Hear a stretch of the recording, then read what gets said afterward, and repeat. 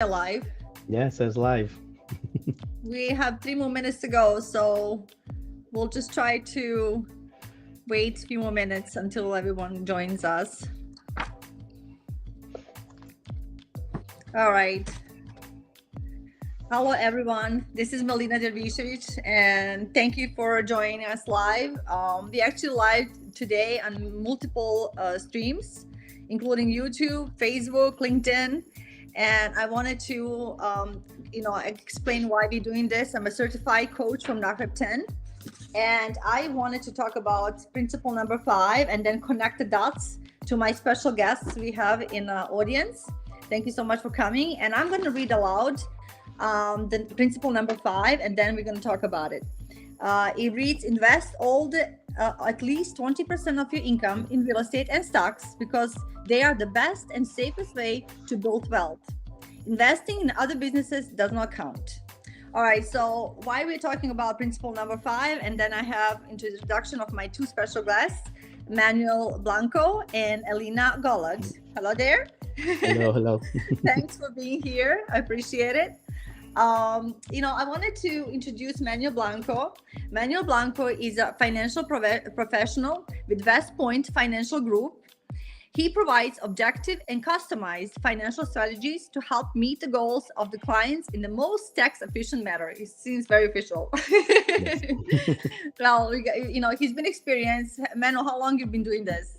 I've been doing this now for 20 years, but if I add like when I was an intern in college, because I started off with Merrill Lynch as an intern, so add another 4 years to that. We got a really old group here because I've been in real estate since 1999, so it's 25 years. And Elena, you've been doing real estate how long? 20 years, I think? Yeah, since 2002. So yes, so we are old people, 65 years old. We are talking here about business, very mature.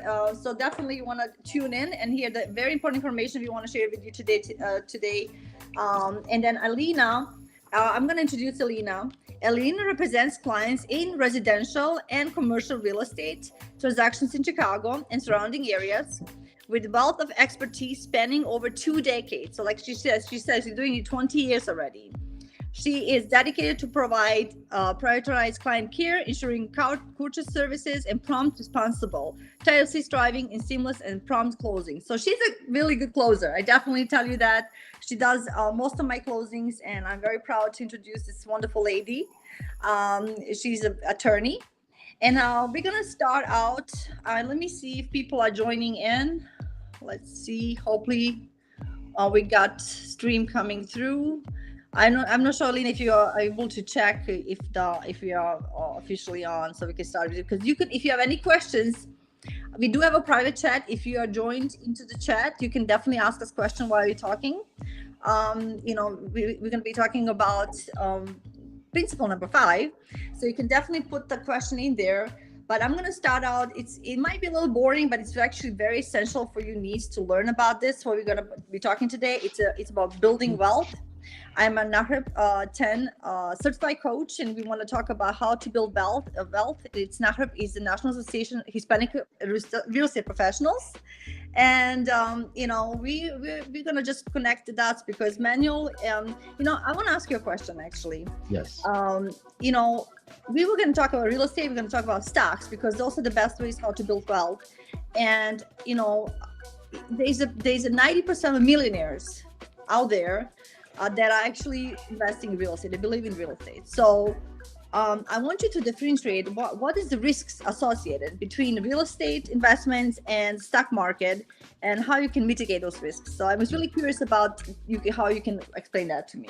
So I think like the biggest risk I could think of right off the top of my head is basically liquidity, right? How long does it take to turn your real estate investment into actual cash in hand or cash in the bank? Right? With a stock market, you buy a stock, you sell it the next day, and the money is in your hand or in your account. With real estate, I mean, you two have the years of experience. What's the process of selling and going through to be able to take that, or even just trying to put like a home equity line of credit or anything like that. And then also too, it's just depreciation. If we go back to 2008, right, real estate, everyone always thinks it goes up, but in 2008, 30% of real estate mortgages were upside down, right? Definitely. And to be fair, the real estate or the stock market was down 36% that same year, right? So Yeah, there's everything, risk. well, it kind of crashed together, basically. Yes.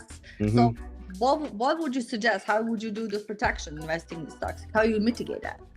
Well, what you do is you want to have stocks that are not correlated to the stock market, right? So you might not want to own Home Depot stocks if you have a lot of real estate, because if Home Depot goes down, well, your real estate goes down, they're correlated together. So you want correlations that are opposite. But another thing too with risk, and we saw this during COVID, is that what if you have vacancies? What do you have people who are squatters, or what do you have to go through the whole process? And this happened to me. I waited almost a year for an eviction, and that entire year I didn't collect any mortgage or any rent on my properties, but I still had to pay those mortgages, right? Yes. Yes. So, I know I've been real estate broker since 1999. I went through the good and bad, and in 2008, the huge crash really, mitigate everything was going down, and a lot of people went through, unfortunate foreclosures, like we all know. The thing is, it reverses back. So the things come down, they come up. So you have to stick to your real estate, stick to your stocks. Sometimes you have to stay in, right? I that's what I believe in, because whoever kept the property prior to the crash, this property now it's the same value, even more. So it did came back.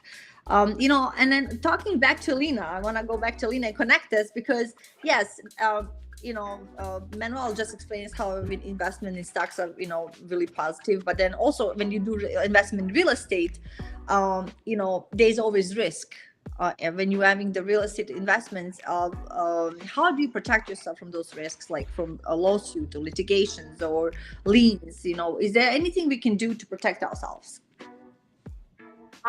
So with real estate, there's different ways to protect your assets in real estate. So you've done what Manny suggested, you diversified and you own some real estate. And the next step is to make sure that you keep it as your legacy and as a wealth building tool. And various ways to protect it depending on what the goals are, what the specific situation is. But one of the ways is putting your property into a land trust.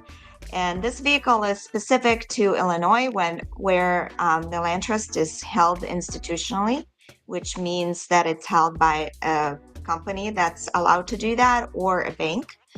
And it's a great way to protect your interest, because it allows you several different things. Number one is anonymity. If you purchase the property into the land trust right away, because your name will not appear anywhere in the public records. The land trust, basically the title to the property will be held in land trust number 1234, and that's all anybody's going to see. Then additionally, it gives you an extra protection in terms of any kind of judgment or lien. Somebody who gets a judgment against the owner personally can't automatically record a lien against the property that's owned by land trust. There's a lot of extra steps. Even if they find out that you own this property, there's a lot of extra steps they have to take to kind of put a lien and make this judgment payable. So it's a it's like really being a secret way. agent of your own property. Yes, right. yes. 007. So keeping it under wraps. And it also helps because, you don't want, especially if you're in a profession like a contractor, for example, you don't want a lot of people to know what you own and how much you own, because the bigger the wealth, the more you can lose. So it's best to have it protected where it's not known to anybody who can look in public records how many properties you own, where they're located, and all of that. So it's a really great tool to assist in protecting your wealth. And right. So you're talking about protection. So who would be the perfect candidate for protection? You thinking about everyone or certain people, or what do you suggest? Would you suggest it to everyone? Yeah, it can apply to everyone. I would say if you're buying this as your primary residence and it's a married couple, in that situation, I don't know if it's necessary unless there's a reason to keep it anonymous. For example, if one of the owners maybe is a doctor, and you don't want the claims to go against the property if there's a claim.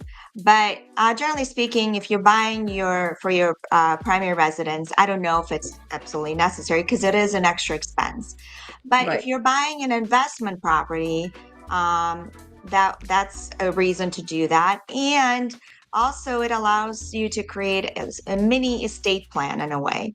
So Right. what I mean by that is if the biggest asset that you own is your property and you don't have any other, big stock purchases or whatever that you would need to protect in case of your own death, in that situation, you can create a mini estate plan where you can tell the land trust, if something happens to me, then I want the property to go person A, and then if person A is not around anymore, it can goes to person B, or you can say I want it to go person A and B at the same time. So there's a lot of flexibility in designating exactly where you want the property to go to if something does happen. So protecting your wealth and protecting your legacy for your family, that's what it allows you to do.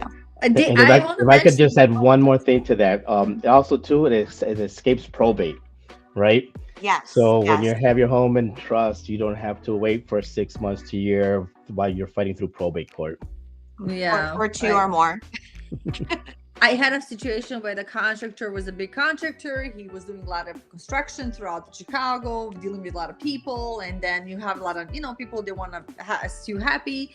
So he definitely was a candidate, and Alina did land trust for him. And he was, I tell you, ecstatic about that. He did take an extra step in extra work, and then he had to pay extra. I forgot the exact amount. I'm sure it varies from title company to title company. But it is worth it because you have peace of mind that you will not be sued, and if you are sued, there's so much to do to get to you. You get protection, right? Well, yeah. And I also want to mention with sometimes when you have to buy a property with a loan, which most of the people will, a lot of times the lenders will put up obstacles to say, oh, we don't do land trusts. They do. And it's just a little extra work. So we just have to be persistent, and I'm happy to help with whatever needs to be helped with. She's gonna push through. I tell you that. She went through a lot Yes. with this one. So anyway, I wanted to also go back to Manuel and ask him about tax implications. So when you do stocks and stuff, because that's really big question, Right. With the tax. We all have to pay IRS, and we want to all do it right. So what is the implications when you have investments in stocks, and then we can maybe versus real estate? Yeah. Can you So mention it's about so that? with stocks, it's a matter of how you own it and for how long you own it, right? So if you own it for less than a year, you have to pay ordinary income, which could be as high as 37%. But if you own stocks for longer than a year, it could be anywhere from 0 taxes to 20% capital gains taxes. And another thing too is that if you own it, what's considered qualified accounts like IRAs, 401ks, or SEP IRAs, or non-qualified accounts, which basically you own it outright. So it makes a big difference of how you own it and for how long you own it, right? Because you don't pay for anything until you actually sell it, right? Yeah, I tell you something. The stocks are for me completely. I am clueless. Mhm. I am so clueless. Real estate, I'm superb and I love it, and I've been doing it 25 years. So I really, when you need to invest in stocks, and which you have to, I think everybody should have diversify stocks, and you need to work with a professional if you don't know. So either way, if you in real estate, same way, work with a professional, use a professional attorney. If you use the, someone like financial advisor like Manny, and then you'll be in good hands. Going back to Alina. All right, so Alina, you want to tell us a little bit more about the protection, and also like what would you do when like you had the situation with one of our contractors with the lien. What do you suggest also we can do with the protection, with the trust, anything else? Well, I do want to mention what Manny had said a little bit ago with regards to probate. This is a really valuable tool to avoid it. So I'm a big proponent for land trusts, even though there is I do want to be clear, it's very different from living trust. And the land trust is only for real estate. So you cannot put anything else into the land trust except real estate property. And but it really allows you to avoid a probate situation where if real estate was the main thing that a person owned, then you designate where you want the property to go to, and then those wishes have to be honored.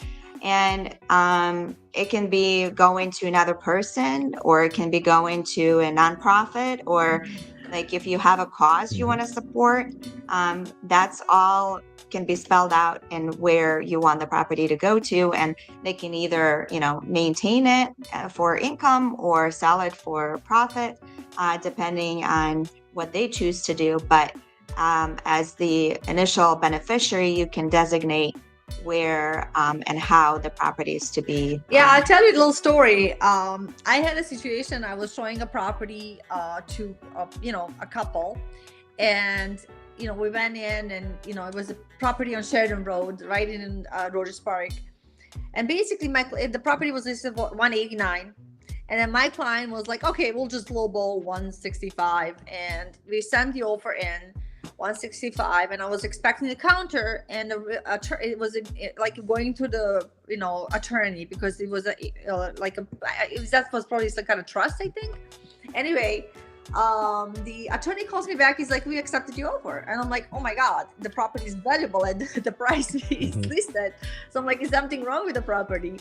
So the attorney just said that the lady, whoever had the property, she died, and she left her, to the cats, to the nonprofit organization for cats. And he kind of said, "I just prefer the money to go to people." Then, unfortunately, I have a cat, so so my client got a really great deal on that property. So, as you said, it's not a bad idea sometimes, to, even if you have a passion for the animals, you don't have any heirs, you want to leave it to your kids, you want to leave it to your neighbor, you need to put that trust in you so it doesn't go through the probate. I think that's also, because another question I want to ask you, Alina, is what will happen if you don't protect the assets? Like if you just buy the property, you have the assets, you don't protect them, it's entire process. And you want to walk us through the process, what happens then? Well, I mean, various things can happen. Could be nothing. You can own your property for 30 years and could be nothing. But especially if I'm your sorry, talking job, about if you die and then you don't put the property in trust, you don't put a will, like it goes through the, and then they do have a family, they want to take it, but they can't, right? That's a situation where it goes through the probate, I think, right? That's the steps. right. So in that situation, each state has their own laws, and Illinois has their own laws as to how the property, is to be distributed. And maybe there's a lot of kids, maybe they get along, maybe they don't. And so if there's no clear directive as to what is to happen with the property, then there could be disagreements that Yes. then the judge is going to decide how it's going to be handled versus you as the owner deciding things ahead of time. So it's I remember really I was, important. when my kids were little, I did this trust, living will. I did everything I could. I protect my assets, and I was going on a vacation, like flying, and my kids were little. And I said to my family, I said, my kids too, I said, "There's a box, and there's all my bills, and everything's in here. If something happens to me, make sure where to it's go." right there." So yeah, it's very important to give a directions, because otherwise it's a whole hell for the family to deal with it later. So yeah, anything else you want to say, Benny? I saw you starting. No, so Alina, so there was a question that was asked, and there's asking is, what's the difference between a trust and a land trust? Yeah, so there's a living trust and there's a land trust. Living trust is a vehicle that can be created pretty much in any state, and it's a trust that you create as a trustee. So you create this other entity that's called a trust, living trust, and as the creator of the trust, you're also your own trustee, and you're also your own beneficiary. And it's a good vehicle to have if you own more than just real estate, because it's cost intensive up front, but it does save you a lot of money to help you avoid probate. But for families that only have real estate that they own, I think $100,000 is sort of like the maximum to avoid probate. If you own more than $100,000 worth of property, whether it's real estate or stocks or whatever else, then you do have to go through probate. So typically real estate will cost more than $100,000. So that's why it'll force the probate situation. Not always, there's always exceptions and there's always things you can do differently. So always consult an attorney. But that's the living trust. And the land trust, it's a Illinois specific entity in a sense that a lot of states don't allow land trusts. There's some that do, but their rules are also different from what Illinois allows. And in Illinois, it's institutionally held, meaning that you create a land trust in a format that the bank or a different institution like Chicago Title Land Trust, a lot of people will know, allows. And then the trustee is that institution. You're not the trustee. However, the trustee cannot do anything with the property without the direction of the beneficiary. So if I have a land trust for my personal property, which is true, Chicago Title Land Trust is basically can just say, if you want to do anything, you have to give us written direction. So no, they cannot go and sell my property. They can't go and get a loan against my property. Everything is done by me as the primary beneficiary of the land trust. So I have to provide written notarized direction to the land trust to take any action. But I'm still the beneficiary, so I own the beneficial interest in the property. So that's the main difference between a land trust and a living trust. I wanna bring out why we talked about this again today, because guys, you need to invest. You need to invest in stocks, into the real estate. You need to build your wealth, because it is so important to do it for yourself, for your family. And actually, I'm just going to read the little, according to Schwab 2023 Modern Wealth Survey, Americans perceive an average net worth of 2.2 million as wealthy. So the point is, how are you going to get to 2.2 million? It is, we are talking about how you're going to get your wealth, how you're going to get wealthy.